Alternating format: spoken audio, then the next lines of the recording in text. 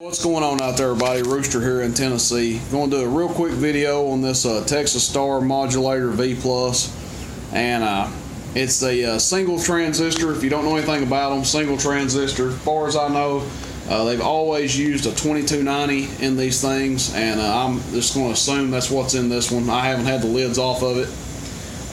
Real simple, on and off switch there, the red button, and then this is your preamp switch here.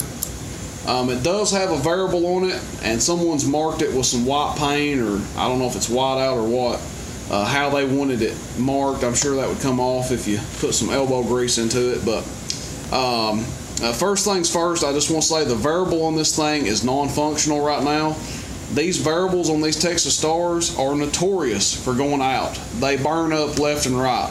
If you've ever had one, you probably don't have to take my word for it. You probably know that the variables are cheap, they go out.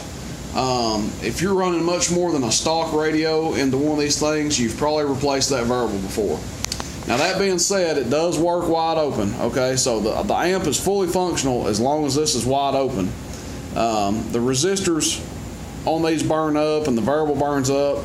They get burnt spots in them if you run them in the same place too long, and they're just really a headache. Every one of these I've ever had, I run it wide open. I don't even worry about that variable. So if you're interested in this thing, just know that if you want a variable in it, you will have to replace that variable. But as it stands right now, the amplifier works wide open. It doesn't have any problems at all. Excuse me. We're going to put this Cobra 29 into it. It's doing about 38 watts peak. I don't know if I mentioned it or not, but 25 to 35 watts peak is what I recommend putting into this. Absolute max, I don't really suggest it, but you could probably get by putting about 40 watts into it and be okay, as long as you didn't get super long-winded or anything. But 25 to 35 watts peak is more along the lines what you want to be in. But I guess that's about it. These things will run on a 10 or 12 amp power supply, no problem. If you run it in the house, and if you run it in the mobile, it's not gonna tear anything up. Real easy on your setup, and won't mess anything up in your car. But let's test it, show you what it does, and we'll get on with the video here. We got a 500 watt slug. That means we're looking at the middle scale. We are keyed up. Audio. Now we're keying nothing, but we're also keying nothing out of our radio. So as we turn this up, we can get some carrier out of this thing. Now we're keying almost 50 watts there. Audio. Swinging over 60. Now that is average power. Let's go to peak. Still looking at the middle scale. Audio, 160 watts. Audio.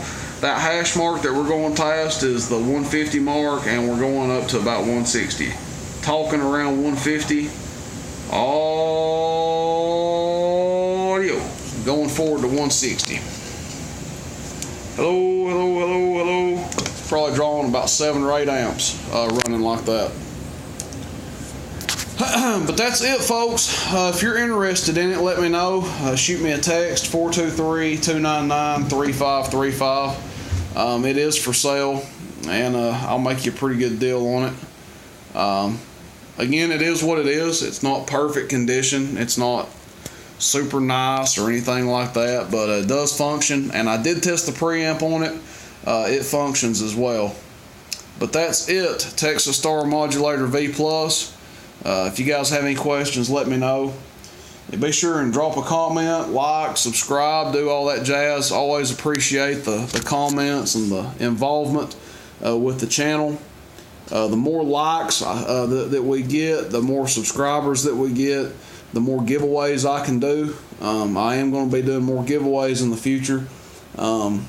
Just stay tuned and enjoy the hobby, and we hope to catch you guys out there. Rooster in Tennessee. See you, bye.